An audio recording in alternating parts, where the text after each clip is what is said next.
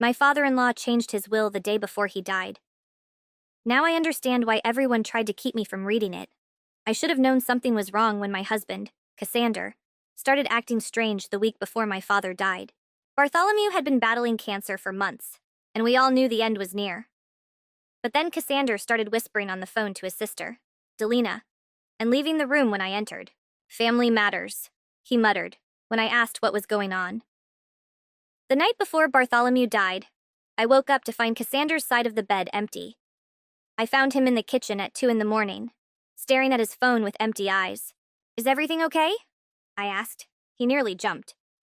"Father's lawyer called," he said, not looking at me. "Some last-minute paperwork." I should have pressed for details. I should have demanded an explanation for why the paperwork couldn't wait until the morning. But I was exhausted from months of hospital visits and running the family business while everyone else was falling apart. When Bartholomew died the next morning, the whole family gathered at the estate. That's when the really strange behavior began. Delphine kept pulling me away from family conversations. Cassander's brother, Lysander, would go silent when I walked into the room. Even their mother, usually warm to me, seemed distant and avoided eye contact. "Maybe you should skip the reading of the will," Cassander suggested gently. "It's just going to be boring legal talk anyway. You've been so tired lately." "I'm part of this family too," I reminded him. "I want to be there, no matter what." The look that passed between him and Delina should have been my first real warning. It was the look people exchanged when they were hiding something from the person standing right in front of them. The reading was scheduled for the following Tuesday, at Bartholomew's lawyer's office. I'd been there many times over the years for family gatherings. Bartholomew often included me in business discussions, telling me that I had a good head for numbers and a fresh perspective. That morning, Cassander made another attempt to persuade me to stay home. "Are you sure you want to come? I can just tell you everything later. Maybe we can go on vacation later. Just the two of us."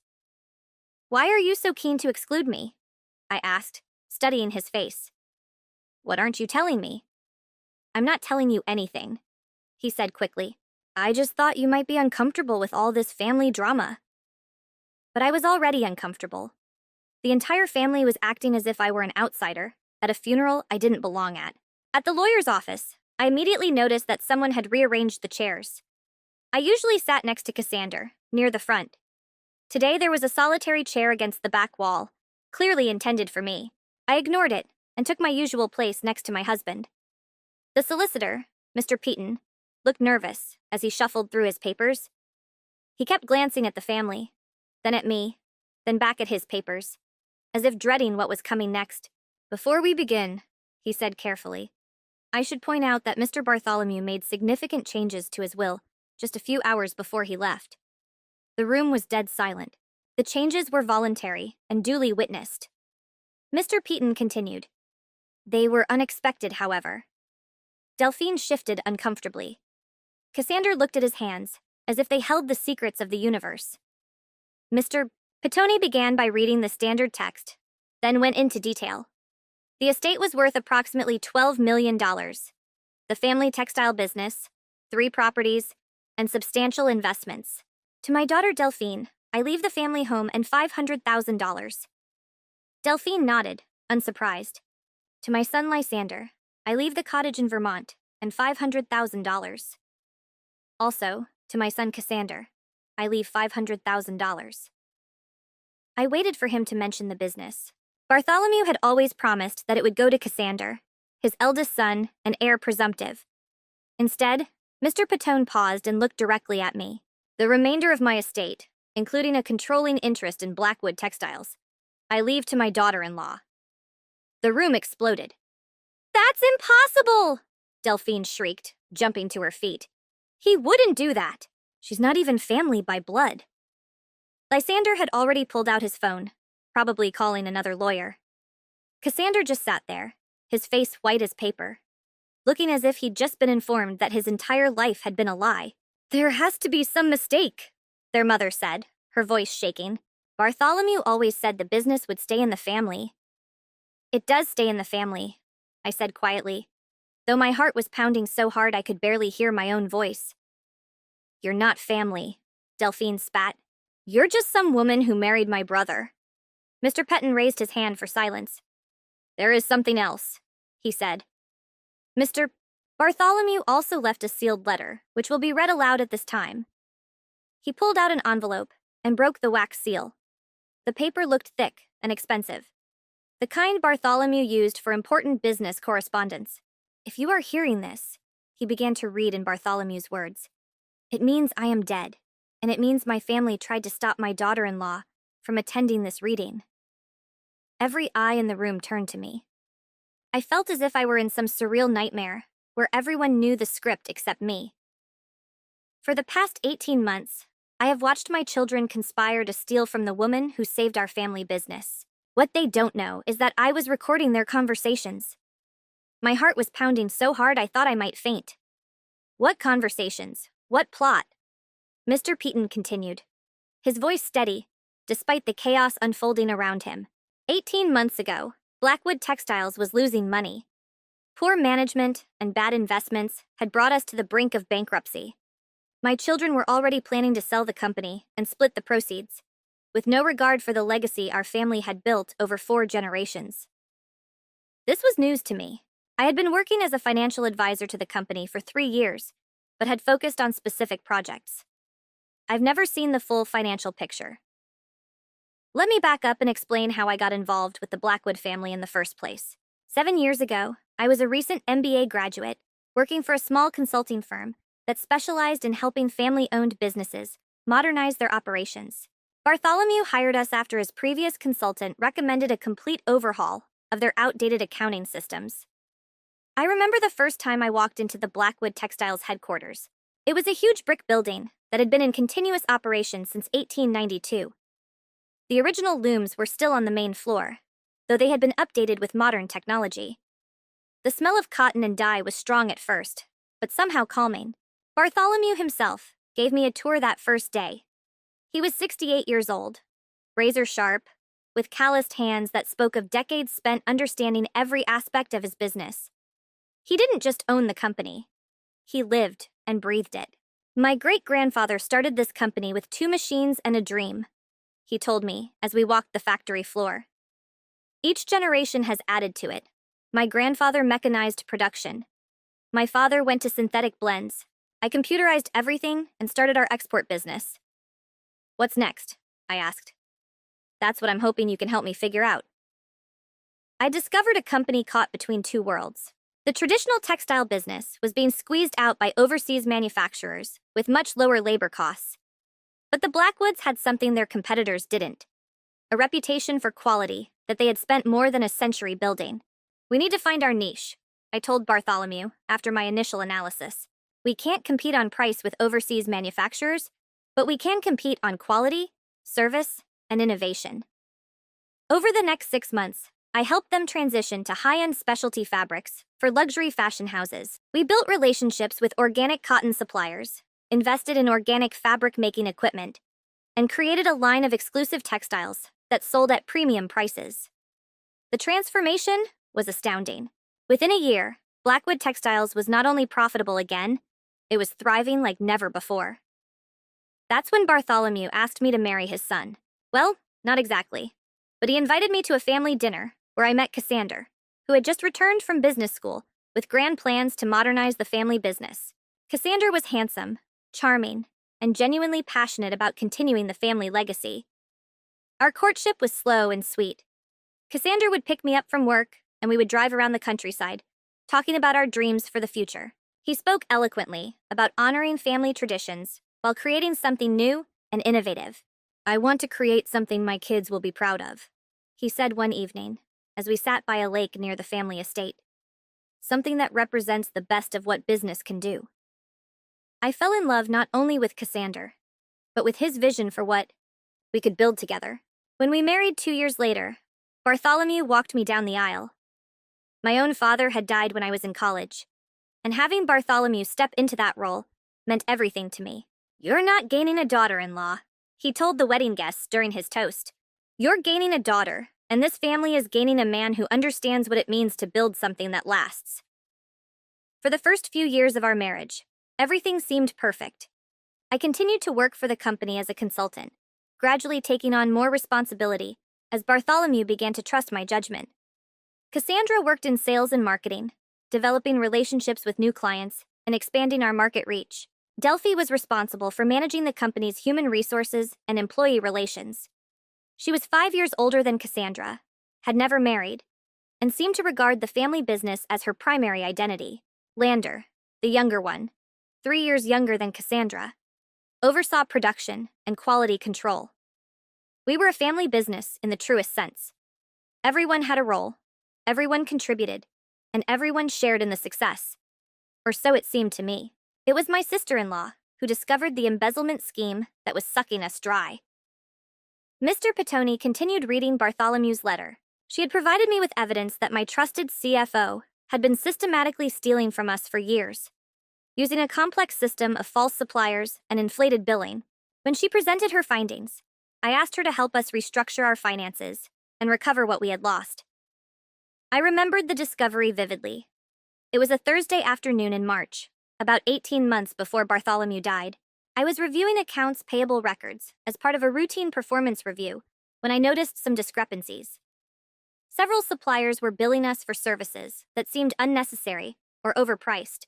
As I dug deeper, I found equipment maintenance invoices for machines we'd sold years ago, consulting fees for projects that were never approved, and supplies purchases that never showed up in our inventory. At first, I thought it was just bad accounting. But the more I investigated, the more systematic the deception seemed. The CFO, Gregory Thornfield, had been with the company for 15 years. He was trusted by everyone.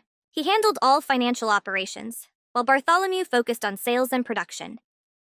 Over the years, the family gave him more and more autonomy. They were grateful to have someone they could count on to handle the complex financial aspects of running a business. I discovered that Gregory had created false supplier invoices, submitted false invoices, and then diverted payments to accounts he controlled. He had stolen nearly $800,000 over 5 years, timing his thefts to coincide with periods of high activity when they were less likely to be noticed. When I presented my findings to Bartholomew, his first reaction was disbelief. "Gregory is like family," he said. "He's the godfather of the Lander children." "I know," I replied. "I hope I'm wrong, but those numbers don't lie." We spent 3 days reviewing every transaction I'd flagged. The evidence was overwhelming. Gregory had betrayed the trust of a family that had treated him like a brother. "What do we do now?" Bartholomew asked, after we had finished our review. "We fire him, collect what we can, and file a criminal complaint," I said. "Will that ruin the company?" "Maybe," I admitted, "depending on how much damage was done, and whether we can recover the stolen money." That's when Bartholomew asked me to be more than just a consultant. "I need someone I can trust completely," he said. "Someone who sees the big picture and isn't afraid to make tough decisions. Will you help me rebuild this company?" I should have realized then that this decision would ultimately put me at odds with his children. They had grown up expecting to inherit the top positions in the family business. That their father would turn to an outsider, even one who had been adopted into the family through marriage, must have felt like a betrayal of their birthright. But at the time, all I could think about was saving the company that had become such an important part of my life. Over the next year, she worked tirelessly to save our company. Mr. Petoni kept reading. She renegotiated our debts, streamlined our operations, and identified new sources of income I would never have thought of. She worked 16-hour days, sacrificed her own career opportunities, and turned down lucrative job offers to stay and help us. Thanks to her efforts, Blackwood Textiles is now more profitable than it has been in a decade. The recovery process was grueling. After Gregory's arrest, we discovered that the financial damage was even worse than we had originally estimated. The company was 3 months away from defaulting on several large loans. Our credit rating had been damaged by the late payments Gregory had made to cover his tracks. I spent weeks meeting with bankers, creditors, and suppliers, negotiating payment plans and deferments. I had to convince them that the company was fundamentally sound, despite the financial irregularities. In the meantime, I completely restructured our internal financial systems. I implemented new approval processes, audit procedures, and oversight mechanisms to prevent future fraud. I negotiated new contracts with suppliers, reworked our pricing structure, and identified areas where we could cut costs without compromising quality. The hardest part was maintaining employee morale during the crisis. Word of Gregory's theft had spread throughout the company, and people were worried about job security. I held town hall meetings, explaining the situation honestly, and reassuring employees that we were taking steps to ensure the company's survival. During this period, I was effectively working 2 full-time jobs. I was still officially a consultant, but I was making decisions that should have been made by the CFO or COO. I was in the office from dawn until late at night, sometimes sleeping on the couch in Bartholomew's office when the work was too much to go home. Cassander was supportive during this period, though I felt some tension, which I attributed to the stress of keeping the company alive. He would bring me dinner to the office and listen patiently as I explained the latest crisis or breakthrough. "You're amazing," he'd say. "I don't know how you handle all this." Looking back, I wonder if he was beginning to resent how much responsibility his father gave him. But at the time, I interpreted his concern as admiration for my work ethic. The turnaround took about a year. Not only did we recover from Gregory's theft, we ended up stronger than before. The new financial systems I put in place gave us greater visibility into our operations. The supplier relationships I renegotiated saved us hundreds of thousands of dollars a year. The new customer contracts I helped negotiate opened up markets we had never accessed before. By the time Bartholomew was diagnosed with cancer, Blackwood Textiles was more profitable than it had been in years. What my children don't know is that 6 months earlier, they had held a meeting at Delphine's house to discuss what they called the problem. Mr. Patone was still reading the letter. The room was dead silent, except for the rustling of paper and Deli's quiet sobs. The problem, my children say, was that I trusted my daughter-in-law too much. They were worried that she would eventually want a bigger stake in the business, or that she might try to influence my estate planning. So they devised a plan to protect what they considered their inheritance. I felt sick. The room spun slightly, and I gripped the arms of my chair to steady myself. Now I understood why the family dynamic had seemed odd during Bartholomew's illness. I had attributed the tension to grief and the stress of his declining health.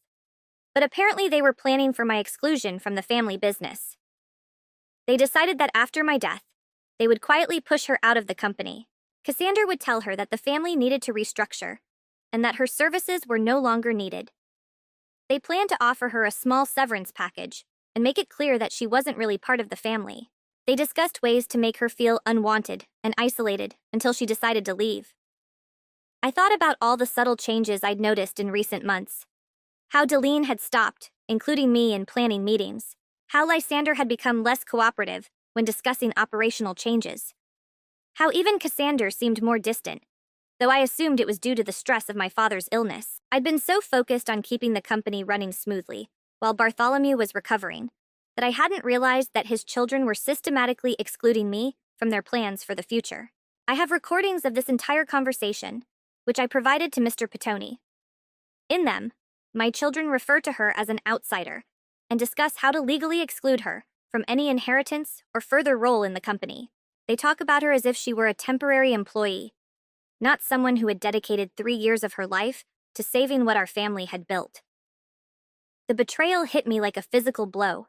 I thought back to all the late nights at the office, all the family dinners listening to them plan and dream about the business, all the times they thanked me for my hard work and told me how grateful they were to have me as part of the family. Was it all a game? Were they planning to get rid of me even as I worked to save their inheritance? The damning part, the letter continued, was their discussion of my medical care. When I was hospitalized last month, they met to discuss whether I was mentally competent to make financial decisions. They planned to declare me incompetent if I tried to change my will in her favor or give her any significant role in the succession of the business. Lysander's face had gone from pale to bright red. His mother was crying harder now, though whether from guilt or grief I couldn't tell. They discussed hiring a specialist to evaluate my mental state, hoping to find evidence of dementia or diminished mental capacity. They were prepared to fight any changes I made to my estate plan, claiming I was being manipulated or coerced. I remembered Bartholomew's hospitalization the previous month. He had pneumonia, which had complicated his cancer treatment. The entire family had rallied around him, taking turns at the hospital and consulting with doctors about his care. Or so it seemed. It turned out that while I was attending to his medical needs, his children were meeting to discuss how to prevent him from acknowledging my contributions to the family business. The idea that they would declare their dying father incompetent to protect their inheritance was astounding in its insensitivity. What they didn't realize was that I had never been in the business of protecting my business alone. I was protecting the only child who truly cared about preserving what our family had built. While my biological children saw numbers and a personal legacy, she saw heritage, tradition, and the responsibility that comes with continuing something significant. Mr. Peaton looked up from the letter. The records Mr. Bartholomew mentioned were part of his estate files. At his direction, copies had been sent to the family lawyer, your accountant, and your personal lawyers. The implications were staggering. Not only had they plotted to betray me, but they had done so systematically and unceremoniously that Bartholomew felt it his duty to secretly document their plot. Delphine was crying harder now, though I suspected it was more about the money than any sense of guilt or remorse. "It's ridiculous," she sobbed. She manipulated him. She must have written that letter herself. Dad was ill and confused toward the end. Mr. Peaton pulled out a thick manila folder. "Actually, Mrs. Blackwood, your father provided very detailed documentation of his decision-making process, including audio recordings, written correspondence, medical reports, and certified statements from 3 different doctors attesting to his mental competence at the time of his death." He opened the folder and showed us copies of psychiatric reports, handwriting analyses, cognitive tests, and sworn statements from doctors, nurses, and hospital staff. "Your father was very thorough," Mr. Peaton said quietly. He had anticipated that his family would challenge this will, so he had taken care to document his reasoning and state of mind extensively.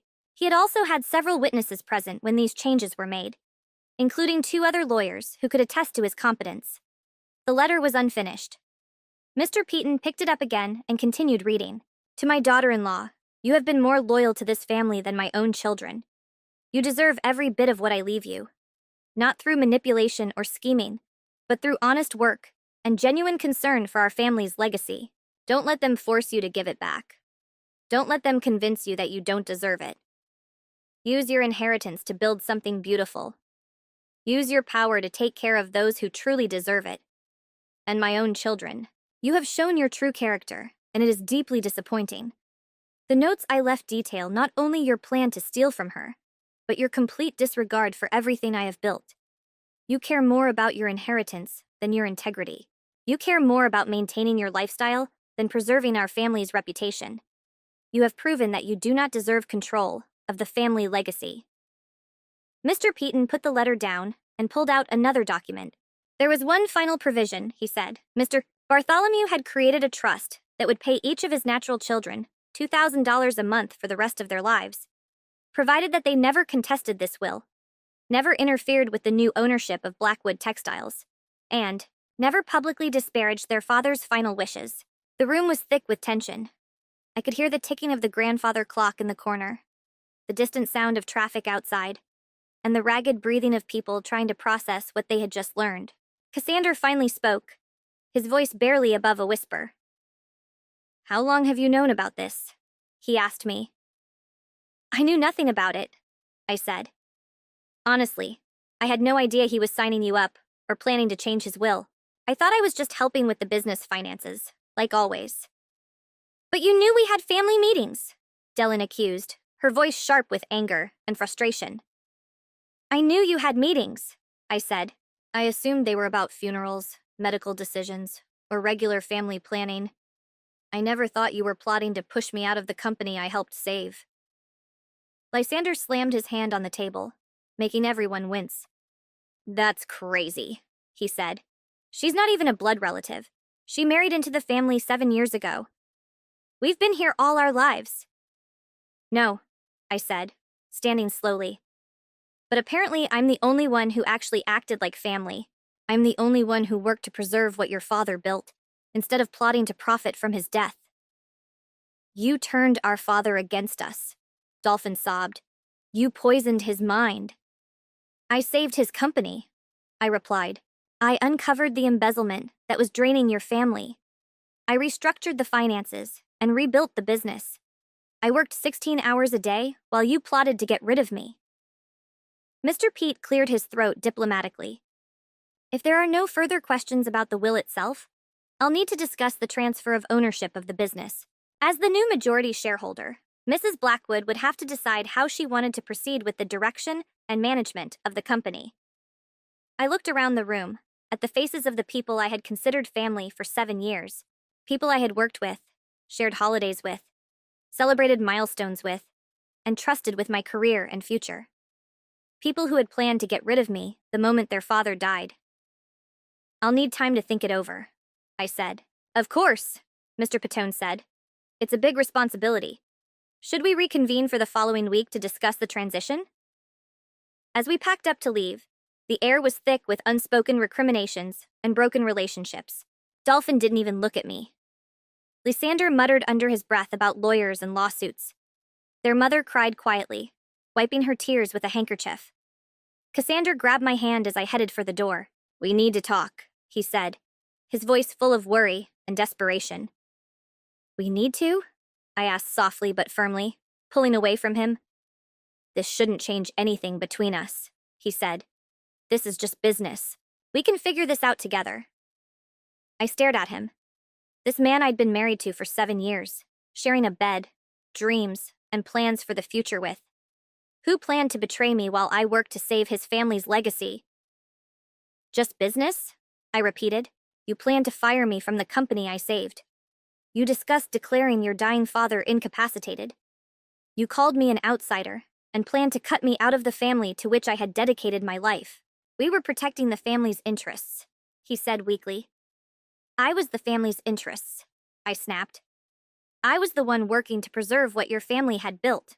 I discovered the embezzlement, I restructured the finances, I brought the company out of crisis, and you planned to throw me away like trash." That evening, I sat alone in the kitchen of the house bought with Blackwood Textiles money, and reread the notes and documents Bartholomew had left me. They were far worse than the letter had said. The notes revealed 18 months of systematic planning to betray me.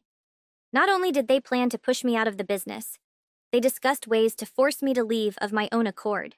Cassander proposed making my work environment so hostile and uncomfortable that I would quit. Dellen proposed spreading subtle rumors about my competence and trustworthiness to undermine my professional reputation. Lysander explored ways to challenge any gifts or inheritance their father might have left me, looking for loopholes in the law that would allow them to return everything he had given me. In one particularly painful recording, they discussed my personality and character in a clinically dismissive manner. "She was always too ambitious," Delphine said. "I think she saw Dad as a way to advance her career." "She's useful now," Lysander agreed. "But once this crisis is over, we need to go back to normal family management." "The problem is that Dad treats her like his real daughter," Cassander said. "He involves her in decisions that should only be family decisions." "Well, she's not family," Delphine replied. "Not really, and we need to make sure she understands that." The most damaging conversation was just 2 weeks before Bartholomew died, where they discussed my marriage to Cassander. "She's only with Cassander for the money, anyway," Lysander said.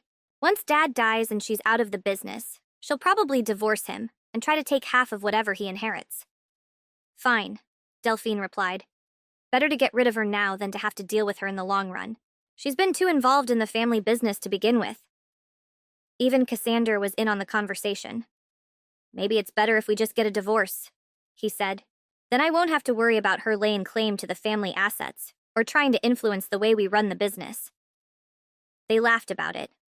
What they were laughing about was ruining my marriage and my life.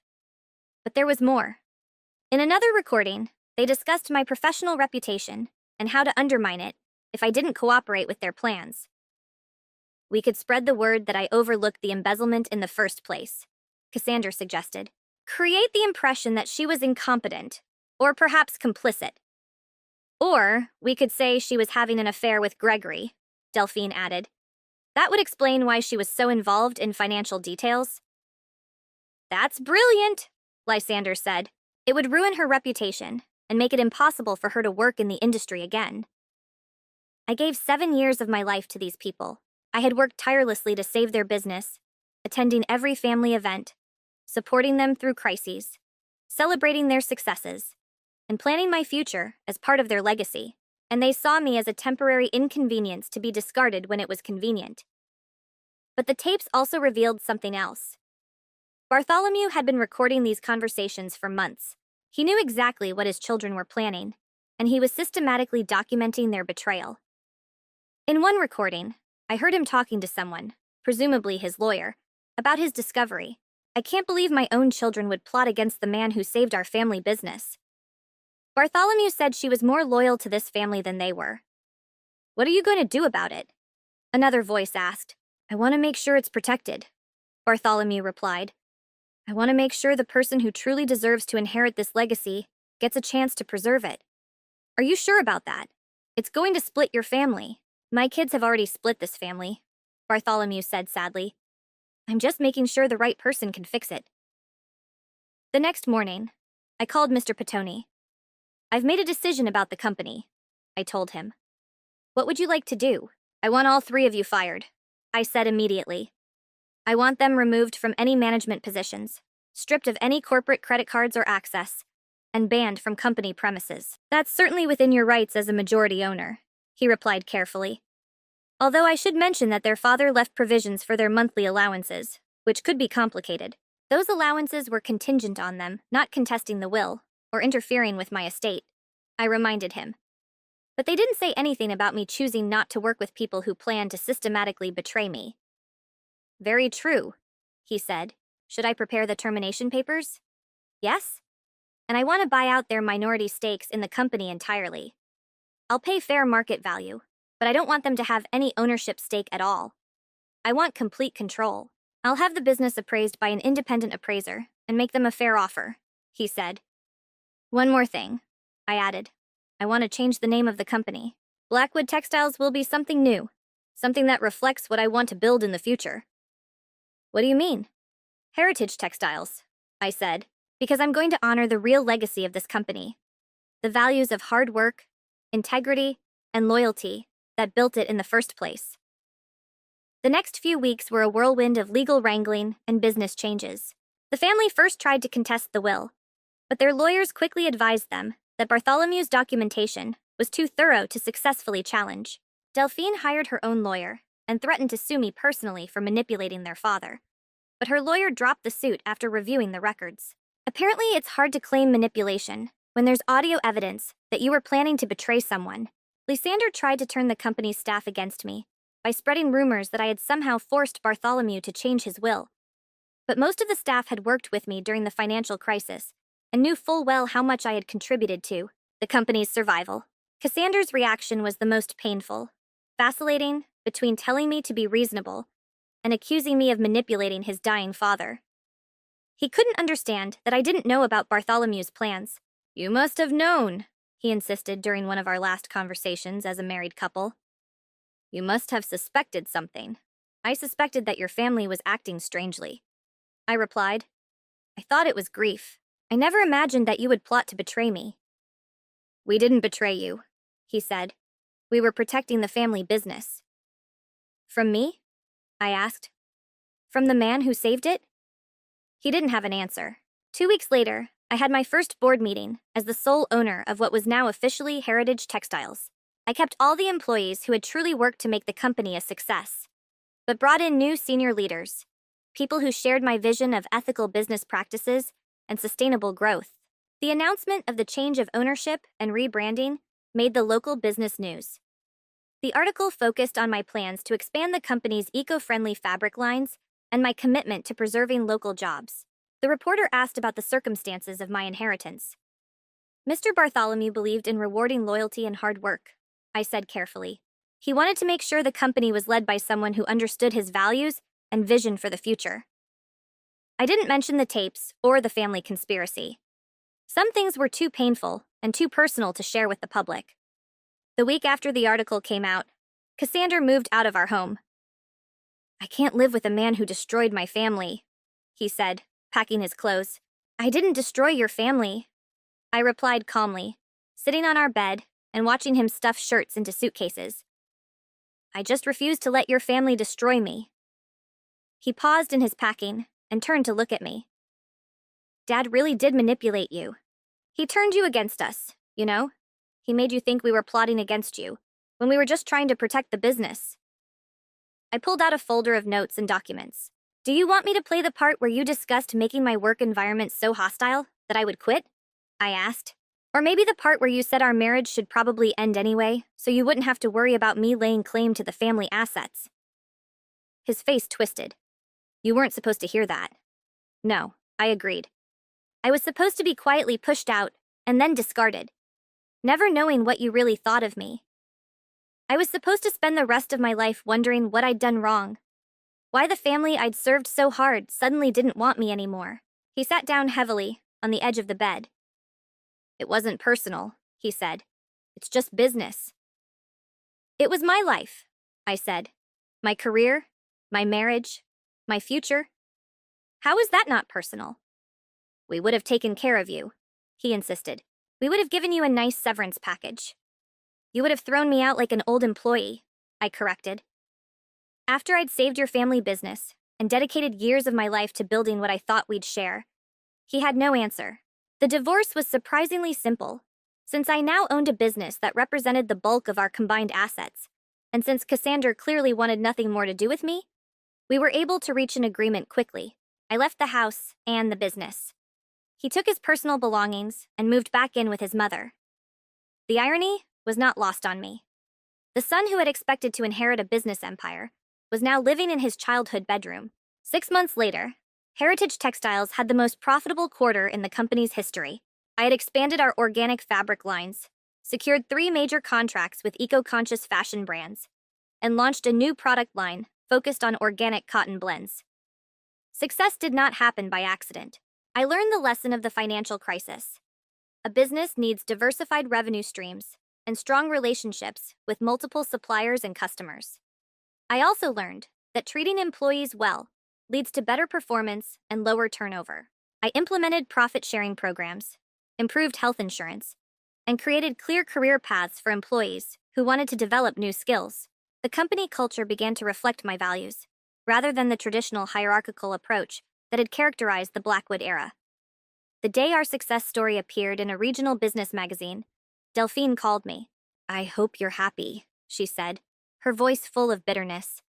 You destroyed a family that had taken you in and treated you like a daughter for years. No, I corrected her. I simply refused to let a family that planned to throw me away carry out their plan.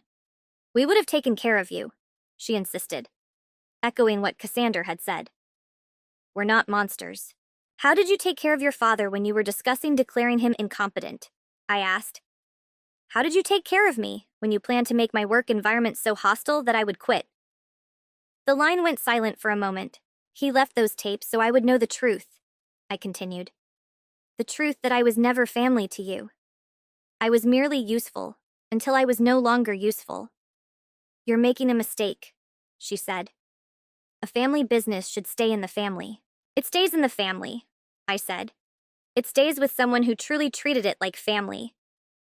But Delphine's call made me realize that the family grudge was not going away. Over the next few months, I heard rumors that they were still trying to undermine my reputation in the business community.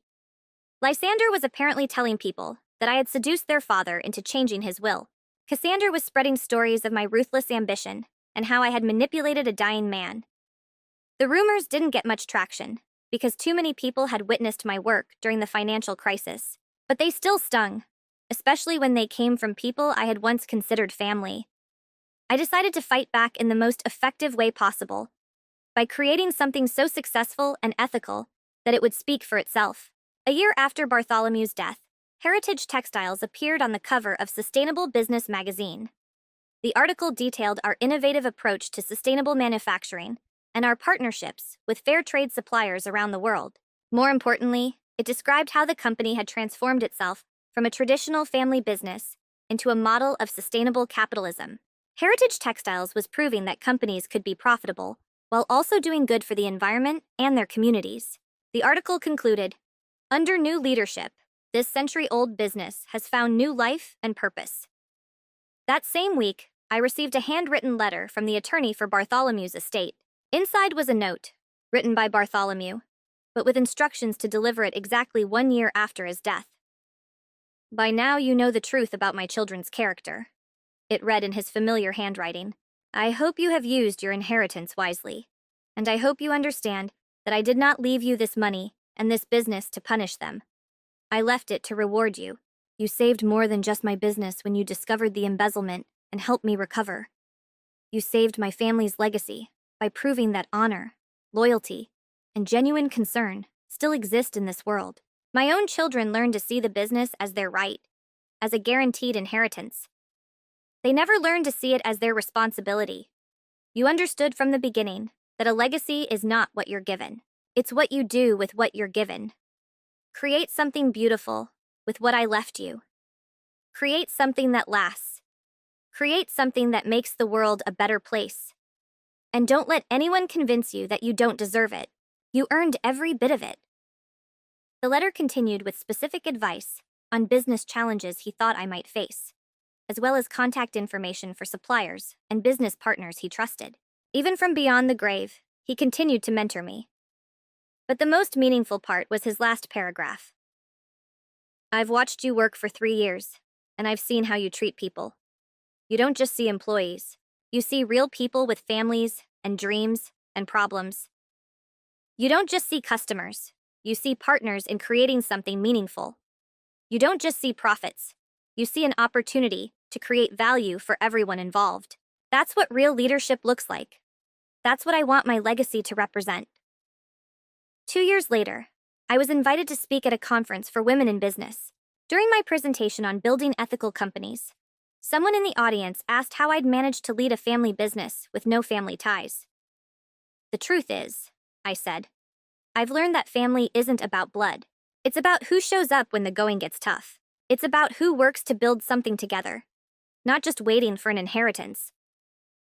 The man who left me his business understood that true family members are those who view heritage as a responsibility, not just an opportunity. After the conference, several other business owners approached me with questions about sustainable manufacturing and ethical business practices. I realized there was an opportunity to share what I had learned with other companies. Heritage Consulting was born. Working with other family businesses showed me that the dynamics I had experienced with the Blackwoods were not unique. Many family businesses struggle with succession planning, especially when the next generation feels entitled to leadership positions without demonstrating competence or commitment. I developed a consulting practice focused on helping family businesses create merit-based succession plans and develop a culture of accountability and ethical behavior.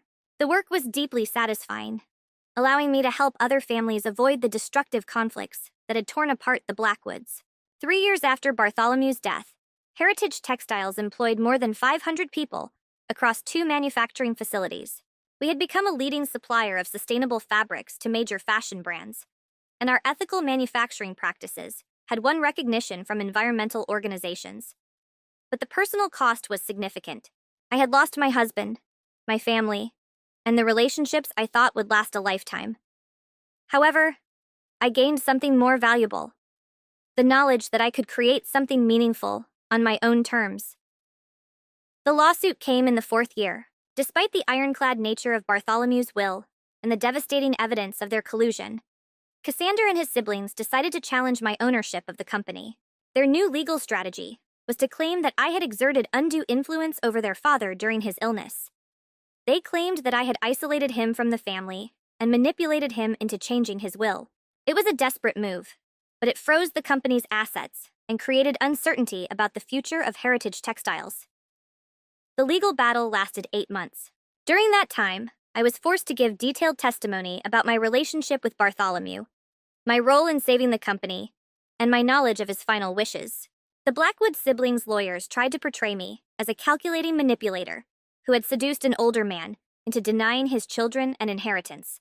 They questioned every conversation I had with Bartholomew, every business decision we made together, and every moment I spent alone with him during his illness. It was emotionally draining to have my motives questioned and my integrity attacked by people who once called me family. But the evidence was overwhelming in my favor. Records of their conspiracy, documentation of my contribution to the company, and the testimony of medical professionals who had witnessed Bartholomew's mental competence throughout his illness all supported his final wishes. The case was eventually dismissed, meaning the Blackwoods could never again challenge the will on these grounds. The judge's final comments were particularly satisfying. The evidence clearly shows that Mr. Bartholomew made his final decisions with full mental capacity, based on many years of observation of the conduct and character of all parties involved. His choice to leave his business to someone who had demonstrated loyalty, competence, and genuine concern for his legacy was entirely rational and well documented. The court found no evidence of undue influence or manipulation.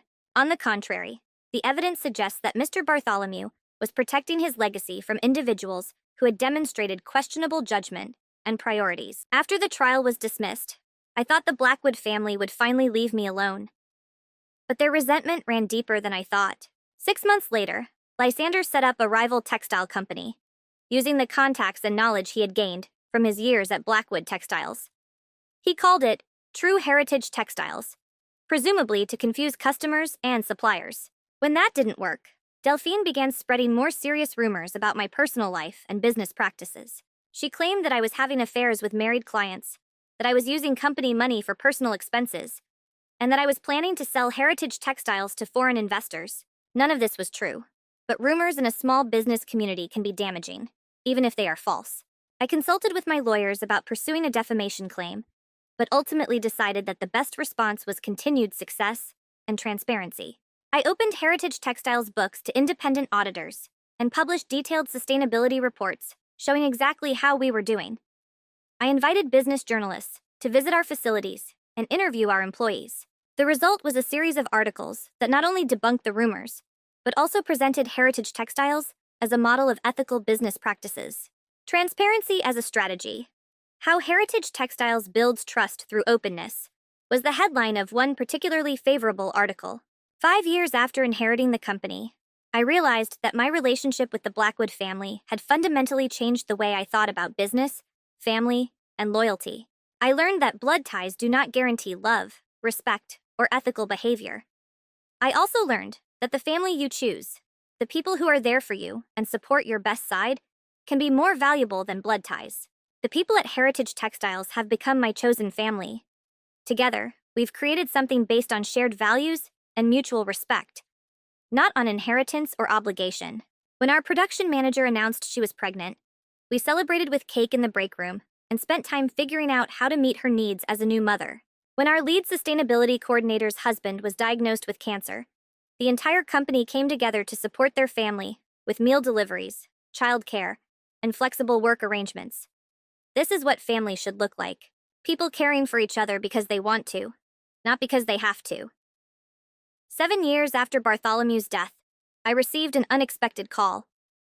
Cassander's voice was different, more mature, more tired than I remembered. "I need to tell you something," he said without preamble. "What?" "Mom's dying. Cancer, like Dad's. She wants to see you." I was silent for a long minute. "Why?" I asked finally. "She wants to apologize," he said, "for what we did, for what we planned." "What do you want?" I asked. "I want to apologize too," he said quietly. "I've had 7 years to think about what we did to you. What I did to you." I agreed to visit her, though I wasn't sure why. Cassander's mother, Margaret, had always been kind to me during our marriage. She had welcomed me into the family, teaching me family recipes and sharing stories of Bartholomew's childhood and their early marriage. I found her in a hospital bed that looked exactly like the one where Bartholomew had spent his last days. The irony was painful. "Thank you for coming," she said, her voice weak but clear. "How are you feeling?" I asked, sitting down on a bedside chair. "Like I'm dying," she said with a slight smile, "but also like I need to clear my conscience before I go." She told me that she knew about her children's plan to kick me out of the company. She had even sat in on some of the planning meetings. "I was afraid," she admitted. "Afraid that Bartholomew was giving my children's inheritance to someone who wasn't really family, but after he died. And after I saw what you built with Heritage Textiles, I knew he was right. You were more family to him than we were. You deserved what he gave you," she said. "My children wanted to inherit it. There is a difference." We talked for an hour about business, family, and the choices that shape our lives. Before I left, she gave me a small box. These were from Bartholomew, she said. His father's cufflinks. He would have wanted you to have them. Inside the box was a note in Bartholomew's handwriting. For someone who understands what it means to build something that lasts. Margaret died 2 weeks later. Her funeral was small, with only immediate family and a few close friends. I sat in the back, unsure of my place in this gathering of the people who had once plotted to betray me. During the service, Cassandra stood to speak about his mother. She taught us loyalty, he said, to stand by the ones you love, even when it's hard. He paused and looked directly at me. She also taught us, in the end, to admit when you're wrong. After the service, we stood awkwardly by my car. Do you think you could ever forgive us? He asked. I already have, I replied. Holding on to anger hurt me more than it hurt you. What about us? He asked. Do you think we could ever? No, I said softly but firmly. Too much has happened. Too much trust has been broken. I know, he said. I just had to ask. As I drove away from the cemetery, I thought about forgiveness, new beginnings, and the complexity of human relationships. I had forgiven the Blackwood family for their betrayal, but that didn't mean I was willing to risk being hurt by them again. Some relationships can be repaired. Others are too damaged to be repaired. The key is to know the difference. 10 years after Bartholomew's death, Heritage Textiles had become one of the most respected textile companies in the region. We employed more than 800 people, operated 3 manufacturing facilities, and were BC Corporation certified for our commitment to social and environmental responsibility. I had also remarried to Dr. Marcus Okafor, a hospital administrator I had met during one of Margaret's treatments. Marcus understood my commitment to building an ethical business and supported my work without trying to control or change it. Our wedding was small and joyful, filled with the chosen family I'd assembled over the years. Employees who became friends, business partners who became mentors, and community members who have supported Heritage Textiles' growth. Bartholomew would have been proud. At the reception, I gave a toast that summed up what I'd learned during the most difficult decade of my life. I've learned that a legacy isn't just about money or possessions, I said. The most valuable legacy is an example of how to live with integrity, how to treat people with respect, and how to build something meaningful that outlives your own life. Bartholomew Blackwood left me more than a business. He left me a blueprint for doing business with integrity, and all of you, my chosen family, have helped me understand that the best legacies are the ones you build with people who share your values. I'm sitting in my office now, looking out over the production floor, where hundreds of people work to create sustainable textiles for customers around the world. Heritage Textiles plans to open our first international facility next year, and we're developing new partnerships with artisan cooperatives in developing countries. Sometimes visitors ask me about changing my name from Blackwood Textiles to Heritage Textiles. Heritage is about honoring the best of what came before while building something new. I tell them, it's about understanding that tradition isn't just about preserving the past. It's about preserving the values that make the past worth celebrating. I never mention the family betrayals, conspiracies, or lawsuits. Some stories are too personal to share with strangers. But sometimes, when I'm mentoring young entrepreneurs or consulting with family businesses, I share the most important lesson I've learned. Don't assume that family relationships guarantee loyalty, and don't assume that loyal people can't be family. The people who are there for you, who support your best self, and share your commitment to creating something meaningful, are your true family, regardless of blood, marriage, or legal documents. Last month, I received an email from a business school student writing a dissertation on succession planning in family businesses. She had heard about the move from Blackwood to Heritage Textiles and wanted to understand how leadership changes can revitalize struggling companies. I agreed to an interview, though I focused on the business side rather than the personal drama. What advice would you give to family businesses struggling with succession planning? She asked. Merit should matter more than birthright, I said. The leader should be the one who is most qualified, regardless of his or her last name or relationship to the current owner. How do you identify the right successor? Look for someone who sees the business as a responsibility, not just an opportunity. Someone who is willing to work for the privilege of leadership. not just expect it. What about family dynamics? How do you deal with relatives who feel entitled to leadership positions? Sometimes protecting a family legacy means protecting it from family members who would destroy it, I said carefully. The student published her dissertation within 6 months. It became required reading in several business school programs, and I began receiving invitations to speak at universities and business organizations. I realized I had something valuable to say, a perspective on leadership, loyalty, and the true meaning of family that could only come from someone who had lost one family and created another. The speaking engagements led to consulting opportunities, which led to a book about ethical leadership in family business, leadership succession, and building a business legacy. The latter was published 3 years ago and became a bestseller in the business category. The book tells the story of how companies can move from traditional family ownership to merit-based management while maintaining their core values and culture. I used Heritage Textiles as a case study, although I changed names and some details to protect the privacy of the people involved. The book's success opened doors I never expected. I was invited to sit on corporate boards, speak at international conferences, and advise government agencies on small business development. But the most significant recognition came from an unexpected source. Last year, the Regional Business Association launched the Bartholomew Blackwood Award for Ethical Leadership. It is presented annually to a business leader who demonstrates integrity, loyalty, and a commitment to building sustainable businesses. I was the first recipient. At the ceremony, I wore Bartholomew's father's cufflinks, the same ones Margaret gave me before she died. In my acceptance speech, I talked about the difference between inheriting a legacy and making one. Bartholomew Blackwood understood that a true legacy is not something you leave behind, I said. It's something you inspire others to build.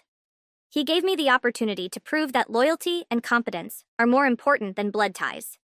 He trusted me to preserve the best of his family's legacy while creating something new and better. I hope that anyone who receives this award in the future will remember that the greatest honor is not to be chosen, but to be worthy of being chosen. After the ceremony, several people approached me to share their stories of family business, conflicts, and succession issues. I realized that my experience with the Blackwood family gave me insight that could help others cope with similar situations. That's why I tell this story now, not for revenge or justification. Those feelings went away years ago, but because there are other people who work hard to build something meaningful, only to find that the people they trusted most are planning to betray them. There are people who work hard to preserve a family legacy, only to be seen as outsiders, undeserving of what they helped create. There are people who struggle to understand the difference between earned trust and inherited privilege. If you are one of those people, I want you to know that you don't have to accept betrayal as inevitable. You don't have to accept being undervalued by the people who should value your contributions. You don't have to choose between your integrity and your safety. Sometimes the family you choose is more valuable than the family you were born into. Sometimes the best revenge is to build something so beautiful and meaningful that it speaks for itself. Sometimes the people who try to destroy you end up giving you exactly what you need to become who you were meant to be. Bartholomew Blackwood changed his will the day before he died because he realized something his biological children never learned. Legacy isn't blood, it's character. Legacy isn't birthright, it's responsibility. Family isn't shared DNA, it's shared values. And sometimes the person worthy of carrying on your life's work is the one who deserves it, not the one who expected it.